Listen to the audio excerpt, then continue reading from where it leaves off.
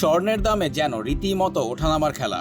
বৃহস্পতিবার 22 ক্যারেট স্বর্ণের ভরি পৌঁছায় 2,32,930 টাকায়, কিন্তু 24 ঘন্টা পার না হতেই ভরি প্রতি 3,266 টাকা কমে যায়। আবার শনিবারেই দাম 4,374 টাকা বেড়ে দাঁড়ায় 2,34,038 টাকায়। কিন্তু মাত্র 1-2 দিনের ব্যবধানে দামের এমন বড় পরিবর্তন কেন?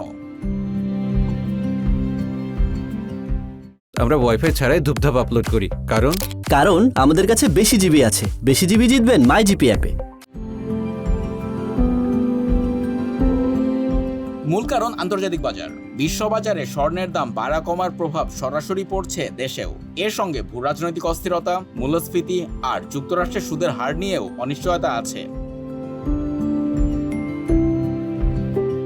বৃহস্পতিবার বিশ্ববাজারে প্রতি আউন্স স্বর্ণের দাম $4,282 উঠলে দেশেও দাম বাড়ায় বাজুস, কিন্তু শুক্রবারে তা কমে $4,230 নামায় দেশের বাজারেও দাম সমন্বয় করা হয়। আর শনিবার বিশ্ববাজারে আবার দাম চড়তেই তেজাবি স্বর্ণের দর বেড়ে যাওয়ায় দেশে আবারও বাড়ানো হয় দাম।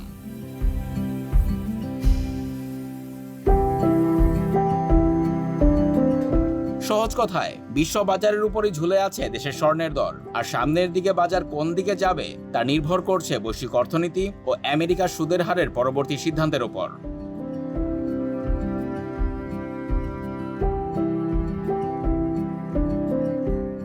আমরা ওয়াইফাই ছাড়াই ধূপধাপ আপলোড করি, কারণ আমাদের কাছে বেশি জিবি আছে। বেশি জিবি জিতবেন মাই জিপি অ্যাপে।